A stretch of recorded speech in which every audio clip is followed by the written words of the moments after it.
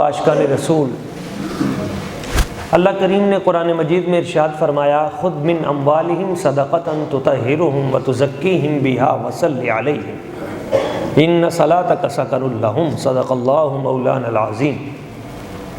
اے میرے حبیب، خذ من اموالہم صدقہ، ان لوگوں کے مال میں سے زکوٰۃ وصول کریں، تطہرہم، انہیں پاک کریں، وتزکیہم بہا، اور آپ کی یہ شان ہے کہ آپ تزکیہ نفس بھی کرتے ہیں، آپ انہیں پاک بھی کرتے ہیں، وصلی علیہم، اور حبیب انہیں پاک کرنے کے ساتھ ساتھ ان کا تزکیہ نفس اور تصفیہ قلب کرنے کے ساتھ ساتھ وصلی علیہم، آپ ان کے لیے دعا بھی فرمائیں۔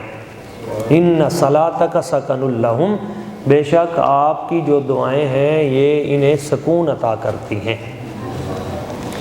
یہ وہ مقام ہے جس مقام پہ اللہ تبارک و تعالیٰ کی ذات ببرکات نے نبی پاک صلی اللہ علیہ وآلہ وسلم کو زکوٰۃ کی وصولی کا حکم دیا۔ روزہ ہم پہ فرض ہے، نماز ہم پہ فرض ہے، زکوٰۃ ہم پہ فرض ہے، حج ہم پہ فرض ہے، فرضیت کے دائرہ کار مختلف ہیں۔ زکوٰۃ کی اہمیت اتنی ہے کہ قرآن مجید میں 82 مقامات پر صلاۃ کے ساتھ زکوٰۃ آئی ہے، نماز کے ساتھ زکوٰۃ کا تذکرہ 82 مقامات پہ آیا ہے۔ اس سے آپ اندازہ لگا لیں کہ یہ کتنا اہم مسئلہ ہے۔ اور پھر اللہ تبارک و تعالیٰ کی ذات ببرکات نے اس پر جو بشارت عطا فرمائی ہے، نبی پاک صلی اللہ علیہ وآلہ وسلم حضور نے ارشاد فرمایا جو شخص اپنے مال میں سے زکوٰۃ دیتا ہے، صدقہ و خیرات کرتا ہے، اور پھر ساتھ حضور نے فرمایا خفیہ کرتا ہے، پتہ نہیں چلنے دیتا، تو حضور ارشاد فرماتے ہیں قیامت والے دن جنت کے 8 دروازے ہیں، جس دروازے سے دل کرے جنت میں جائے۔ نبی اکرم صلی اللہ علیہ وآلہ وسلم حضور نے فرمایا جب تم اپنے مال میں سے زکوٰۃ ادا کرتے ہو تو تمہارا مال محفوظ ہو جاتا ہے، اور اگر تم زکوٰۃ نہیں دیتے یا تھوڑی دیتے ہو اور باقی پیسے اس میں شامل رہتے ہیں تو سارے کا سارا مال تمہارا ضائع ہے، اللہ تعالیٰ کے ہاں وہ ضائع ہے۔ نبی اکرم صلی اللہ علیہ وآلہ وسلم حضور نے ہمیں جو دین عطا کیا یہ سارے کا سارا باعث برکت ہے، باعث خیر ہے۔ اگر ہم زکوٰۃ دینی شروع کر دیں تو ہمارے معاشرے سے غربت ختم ہو سکتی ہے، بہت سارے مسائل حل ہو سکتے ہیں۔ امیر آدمی غریب کو زکوٰۃ دینی شروع کر دے، جو اس کے ہمسائے ہیں، غربا ہیں، فقراء ہیں، مساکین ہیں، یتیم ہیں، بیوائے ہیں، ان کو ان کا حق ادا کرنا شروع کر دے زکوٰۃ میں سے۔ ہر شخص اگر اپنی اپنی زکوٰۃ دینا شروع کر دے تو ملک کے اندر سے بہت بڑا غربت کا جو ایک سانحہ اور حادثہ ہے یہ جنم لینے سے رک سکتا ہے۔ بے روزگاروں کا روزگار کر دیا جائے، جو لوگ جن بیچاروں کا روزگار نہیں ہے، جو مقروض ہیں، پریشان حال ہیں، مصارف زکوٰۃ 8 ہیں، تو اگر ان کا انتظام کر دیا جائے وہ اپنی روزی روٹی کر کے، اس کا فائدہ یہ ہوگا کہ معاشرے میں انارکی نہیں پھیلے گی، تشدد جنم نہیں لے گا۔ اگر ہم اپنے مال میں سے تھوڑا تھوڑا تقسیم کرنا شروع کر دیں، اس کا فائدہ یہ ہوگا کہ غریبوں کے دلوں میں جو امیروں کے خلاف نفرت ہے وہ کم ہو جائے گی، حسد کم ہوگا، بغض کم ہوگا، اور اس طرح اس کا ایک دوسرا فائدہ یہ ہوگا کہ جرائم کی شرح کم ہو جائے گی۔ وہ آدمی جس کے پاس کچھ نہیں ہے، جب وہ دیکھتا ہے کہ میرے پاس کوئی چیز نہیں ہے اور اس کو کوئی امید بھی نظر نہیں آتی، تو پھر کیا کرتا ہے؟ آخر کار پھر وہ جرم کا رستہ اپناتا ہے، کرائم بڑھتے ہیں۔ اور اگر اصحاب ثروت لوگ اپنی اپنی زکوٰۃ دینی شروع کر دیں تو معاشرے میں جہاں اور بہت سی برائیاں ختم ہو سکتی ہیں وہاں کرائم ریٹ جو ہے یہ بھی کم ہو جائے گا، جرائم کم ہو جائیں گے۔ اور پھر اگر ان بے روزگاروں کو ساتھ ساتھ اصحاب ثروت لوگ روزگار دینا شروع کر دیں تو اس سے بہت ہی برکت ہو جائے گی، کیونکہ جو بندہ مال پہ خود اس طرح سانپ بن کے بیٹھ جاتا ہے اور وہ چاہتا ہے کہ کسی کو اس میں سے نہ رتی بھی دیا جائے تو اس کا نتیجہ کیا ہوتا ہے کہ اس کے جتنے متعلقین ہیں ان کو بھی اس سے حسد ہو جاتا ہے، اور پھر وہ بھی اس کے لیے اگر کوئی بڑا قدم نہیں اٹھائیں گے تو کم از کم بد دعا ضرور کریں گے۔ برادریوں میں ایسے ہم نے دیکھا ہے۔ اور اللہ رسول کی ناراضی جو ہے یہ بھی ایک سبب ہے۔ مال دیا کس نے ہے؟ اللہ تعالیٰ نے۔ دینا کس کو ہے؟ اللہ تعالیٰ کو۔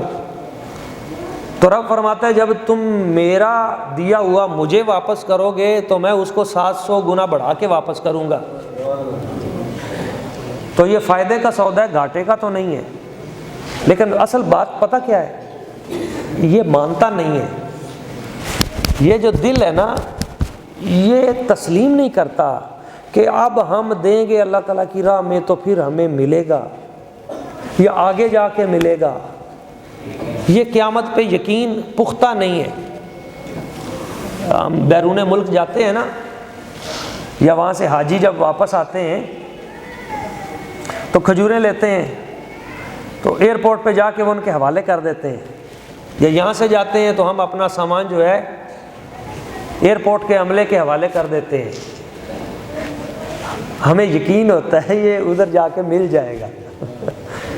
اگر یقین نہ ہو تو ہم نہ دیں۔ ہمیں ادھر پتہ ہوتا ہے یہ آب زمزم ان کے حوالے کر رہے ہیں، یہ کھجوریں دے رہے ہیں، جب ہم ملتان ایئرپورٹ پہ لاہور پہ اتریں گے ہمارا مال ادھر پہنچ جائے گا، اور پہنچے گا بھی اتنا ہی جتنا ہم نے۔ ادھر اتنا نہیں ہے، ادھر اللہ تعالیٰ فرماتا ہے تمہیں 700 گنا زیادہ دوں گا، لیکن ہمیں یقین نہیں ہے۔ یقین کی کمزوری ہے جس کی وجہ سے ہم دنیا کے معاملات میں ایک دوسرے پہ تو اعتبار کر لیتے ہیں، اللہ تعالیٰ کی ذات پہ اعتبار کرنے کے لیے تیار نہیں ہے، حالانکہ دیا ہوا اسی کا ہی ہے۔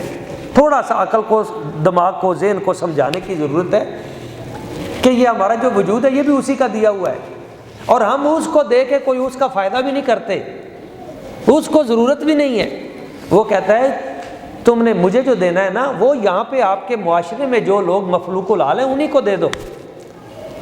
ہاں میں تمہیں اور مال بھی دوں گا، تمہیں برکت بھی دوں گا، تمہیں عزت بھی دوں گا، تمہاری آخرت بھی ٹھیک کر دوں گا، اور اگر تم نہ دو گے تو پھر تمہیں نقصان بھی ہوگا، نقصان بھی ہے۔ قرآن مجید نے یہ واقعات کیوں بیان کیے؟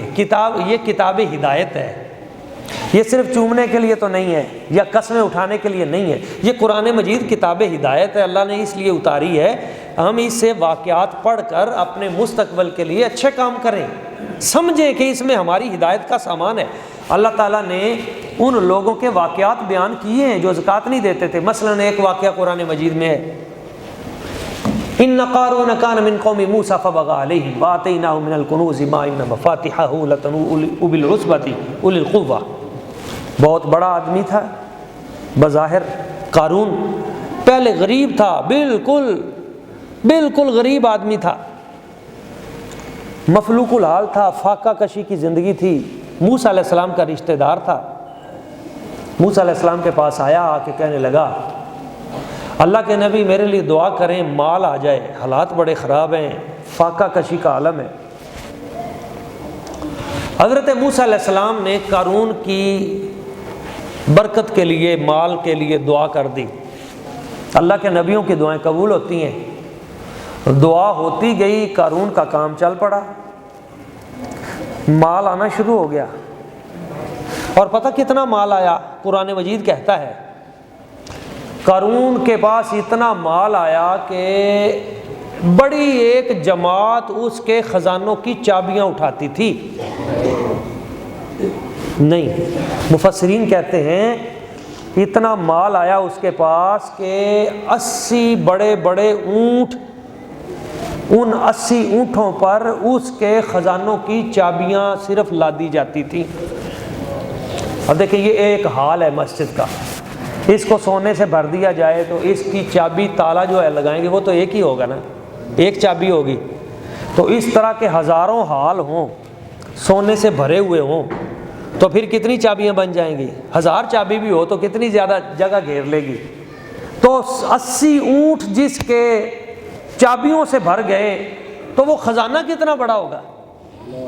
اچھا ہوا کیا؟ جب مال آیا، مال کی ہوس جو ہے نا یہ ختم نہیں ہوتی، حضور فرماتے ہیں اگر ایک بندے کے پاس مال آ جائے، مشرق سے مغرب، شمال سے لے کے جنوب تک پوری دنیا سونے سے بھر کے اس کو دے دی جائے، وہ کہے گا یا اللہ ایک کنج دی دنیا اور ہوئے نا پھر چاس آتی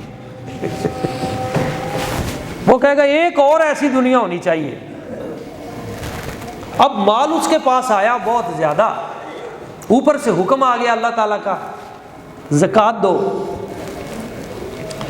موسیٰ علیہ السلام نے کہا بھائی اللہ تعالیٰ کا حکم آیا تیرے لیے، زکوٰۃ دو بھائی۔ اب اس نے جب ضرب تقسیم کی، حساب کیا اس کا مال بن گیا کافی سارا جو اسے زکوٰۃ میں دینا پڑنا تھا۔ تھوڑا مال ہو نا، اس کی زکوٰۃ بھی رب نے تھوڑی رکھی ہے۔ دیکھیں یہ جو ہم نے کپڑے پہنے ہوئے ان پہ زکوٰۃ نہیں ہے، یہ نرمی ہے۔ جس گھر میں ہم رہتے ہیں اس پہ زکوٰۃ نہیں ہے۔ آپ کی 2 کوٹھیاں ہیں بڑی بڑی، کبھی ادھر رہتے ہیں کبھی ادھر رہتے ہیں، دونوں پہ زکوٰۃ نہیں ہے۔ آپ نے کار رکھی ہوئی ہے، 1 کروڑ روپے کی کار رکھی ہوئی ہے، آپ پہ زکوٰۃ نہیں ہے کار کی وجہ سے۔ آپ کے پاس موبائل، اینڈرائڈ موبائل ہے 2 لاکھ کا 4 لاکھ کا، آپ پہ زکوٰۃ نہیں ہے۔ سمجھ آئی نا؟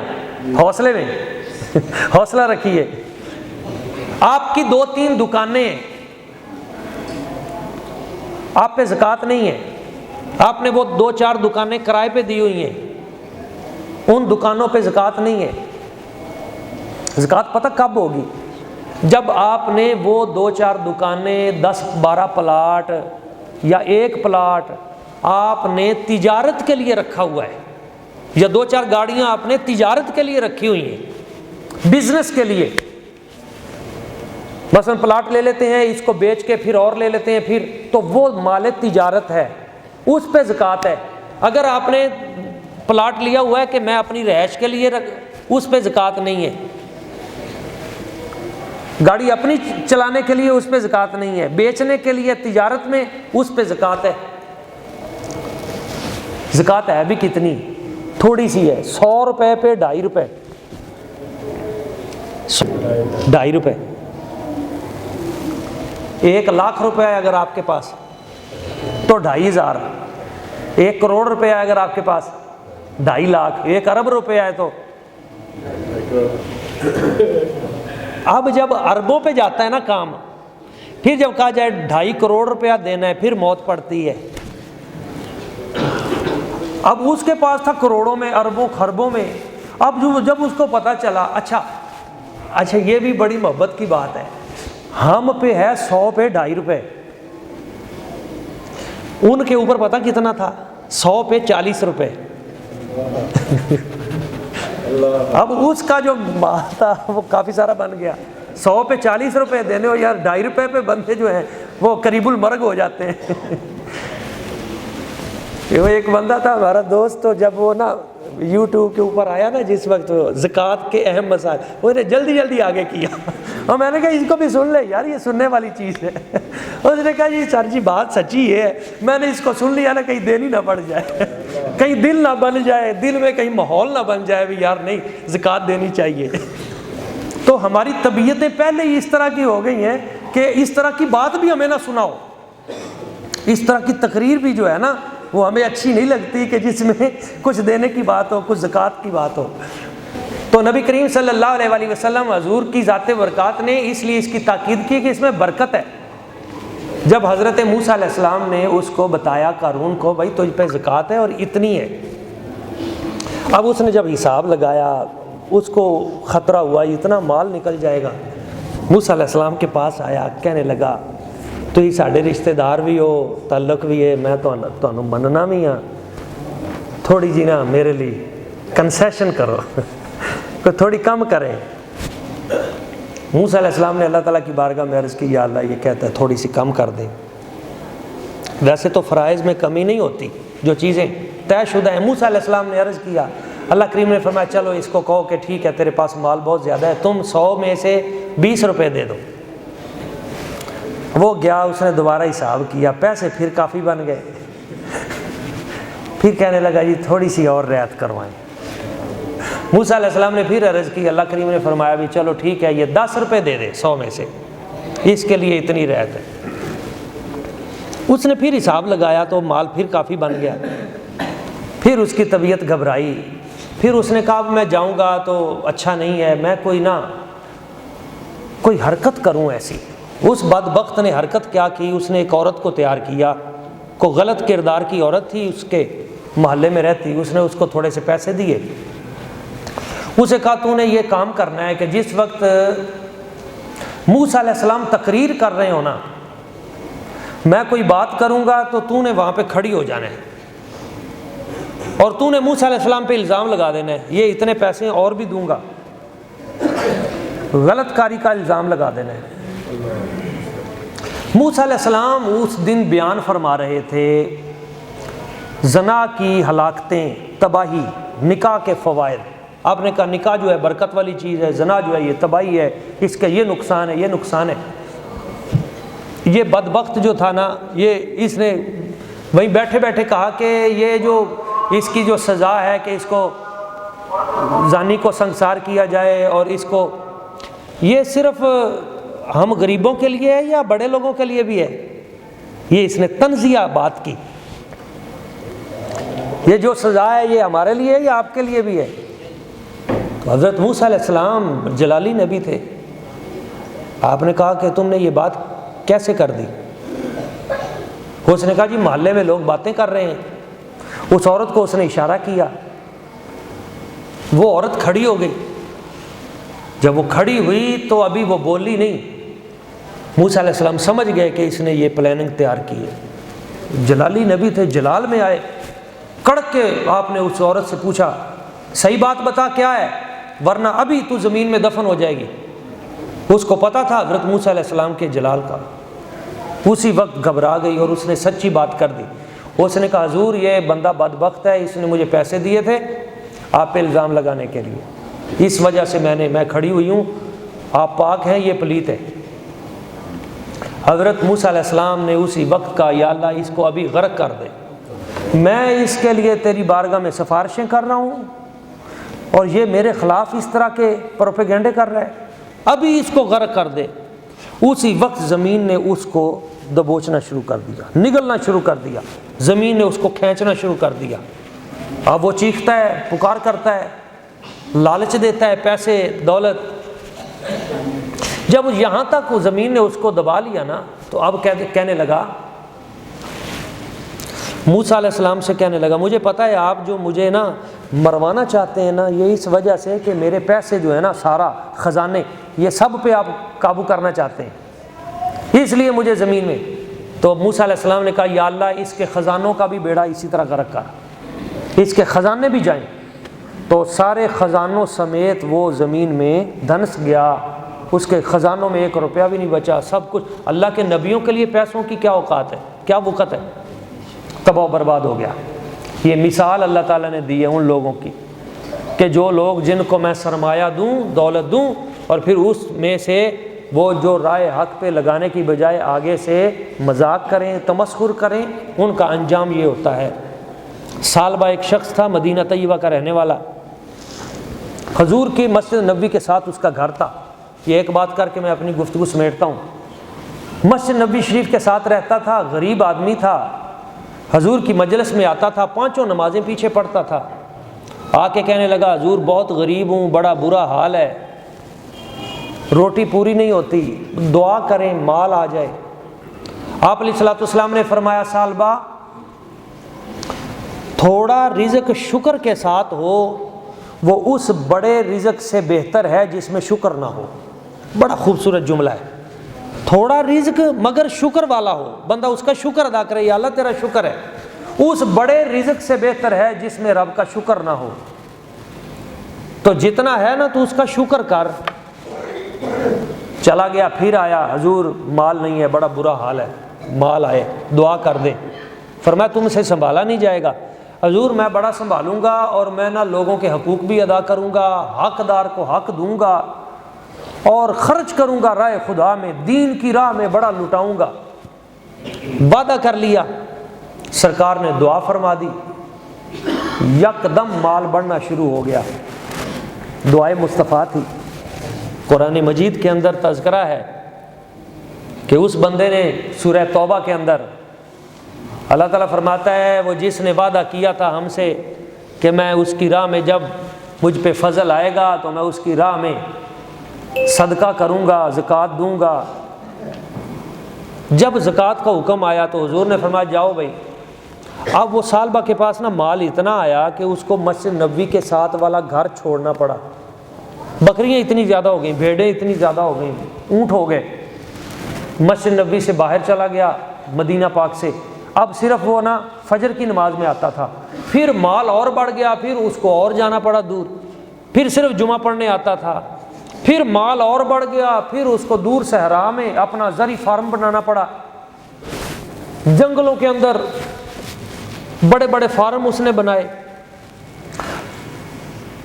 اب وہاں پہ جب مال اس کا اور بڑھا تو صرف عید پہ آتا تھا، اور پھر عید پہ آنا بھی بند ہو گیا، مال اتنا بڑا۔ سرکار نے فرمایا اس کو تو مال نے ہلاک کر دیا ہے، مدینے آنا چھوٹ گیا۔ ایسے مال پہ لعنت جو اللہ رسول سے دور کر دے۔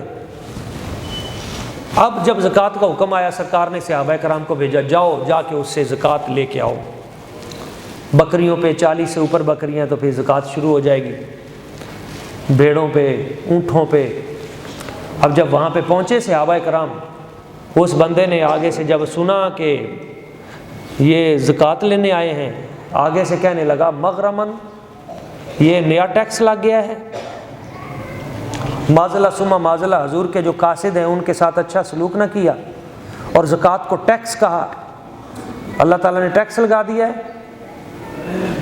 دیکھتا ہوں، سوچتا ہوں تم نے کہیں اور بھی جانا ہے؟ انہوں نے کہا ہم نے آگے بھی جانا ہے فلاں قبیلے میں۔ کہا چلو تم وہاں جاؤ، میں پھر سوچتا ہوں، دیکھوں گا۔ وہ صحابہ کرام حضور کی بارگاہ میں آ گئے، ابھی حضور کے پاس پہنچے نہیں تو سرکار نے پہلے فرما دیا سالبہ کو اس کے مال نے ہلاک کر دیا۔ پہلے ہی حضور نے 2 بار فرما دیا۔ اب پھر جب اس کو بعد میں پتہ چلا، قرآن کی آیتیں اتریں، یہ تباہ ہو گیا۔ قرآن مجید نے کہا اے حبیب اس سے زکوٰۃ نہیں لینی۔ اب جب وہ زکوٰۃ لے کے آیا، لوگوں نے اس کو تانے دیے، بے عزتی کی، تو لوگوں کا منہ رکھنے کے لیے وہ کچھ بکریاں بھیڑیں لے کے آیا، حضور یہ قبول کر لیں۔ سرکار نے فرمایا نہیں، مجھے اللہ کریم نے روک دیا ہے، اب وقت ختم، واپس لے جاؤ۔ نیت چونکہ پاک نہیں تھی، وہیں بیٹھ جاتا، توبہ کرتا، دل سے توبہ کرتا، حضور کی بارگاہ سے معافی پھر بھی مل جاتی، لیکن اس کے دل میں تو مال سمایا ہوا تھا۔ واپس چلا گیا، حضور دنیا سے تشریف لے گئے۔ حضرت ابوبکر صدیق کے دور میں آیا، حضور یہ بکریاں بھیڑیں لے کے آئے ہوں کافی ساری۔ انہوں نے کہا دفع ہو، نکل، مدینے میں نظر نہ۔ جس مال کو حضور نے قبول نہیں کیا ابوبکر صدیق کیسے کر سکتا ہے؟ حضرت عمر پاک کے پاس آیا، آپ نے بھی نکال دیا۔ فرمایا جس کو ابوبکر صدیق نے قبول نہیں کیا، میرے آقا نے قبول نہیں کیا، عمر کون ہوتا ہے خطاب کا بیٹا وہ اس مال کو قبول کرے؟ لے جا واپس۔ بندے کو اس وقت سے بھی ڈرنا چاہیے کہ جب اللہ تعالیٰ قبول کرنے سے انکار کر دے۔ تو وہ وقت آیا، حضرت عثمان غنی کے دور میں مر گیا، اس کا مال قبول نہ ہوا، ذلت اور رسوائی کی موت مرا۔ اس میں بہت بڑا پیغام ہے۔ اور ایک یہ بھی ساتھ اشارتاً میں بات ختم کر دوں، وہ لوگ جو حضرت ابوبکر صدیق رضی اللہ تعالیٰ عنہ کے بارے میں بات کرتے ہیں، باغ مال ان کے پاس، انہوں نے مال، اللہ کے بندو مال کی ضرورت ہوتی تو سال بہ مال تو لے کے آیا تھا۔ ان کے دلوں میں ہرس نہیں تھا، ہوس نہیں تھی، ہوس زر نہیں تھی، وہ پاک تھے، ان کے دل نورانی، حضور نبی پاک صلی اللہ علیہ وسلم کے تربیت یافتہ تھے۔ جیسے سرکار نے کیا انہوں نے وہی کیا۔ تو اس میں امت مسلمہ کے لیے، ہم سب کے لیے بہت بڑا پیغام ہے کہ ہم اپنی زندگیاں اسلام کے مطابق گزاریں۔ جو اللہ کریم نے ہمیں برکتیں آسائشیں عطا کی ہیں اس میں ہم غرباء کو شامل کریں، فقراء کو شامل کریں۔ انما الصدقات للفقراء والمساکین والعاملین علیہا والمؤلفۃ قلوبہم وفی الرقاب والغارمین وفی سبیل اللہ وابن السبیل۔ یہ 8 مصارف زکوٰۃ ہیں۔ جو فقیر ہے، جو مسکین ہے، جو اسی طرح جن کی ڈیوٹی لگی ہوئی ہے زکوٰۃ اکٹھی کرنے پہ، اور اسی طرح وہ شخص جو غارمین ہے، جن پہ قرضہ ہے، جو مسافر ہیں، اور وابن سبیل جو دین کی خدمت کر رہے ہیں، جو اللہ کی راہ میں لگے ہوئے ہیں۔ اس میں مجاہد بھی ہیں، اس میں مدارس دینیہ بھی ہیں، جہاں پہ طلباء قرآن پاک حفظ کرتے ہیں، درس نظامی کرتے ہیں، عالم بنتے ہیں، آگے دین کو پھیلاتے ہیں۔ تو یہ سب سے بہترین ہمیں سمجھنے کی، ان پہ عمل کرنے کی، آگے پہنچانے کی توفیق اور سعادت عطا فرمائے۔ آمین۔ وما علینا الا البلاغ المبین۔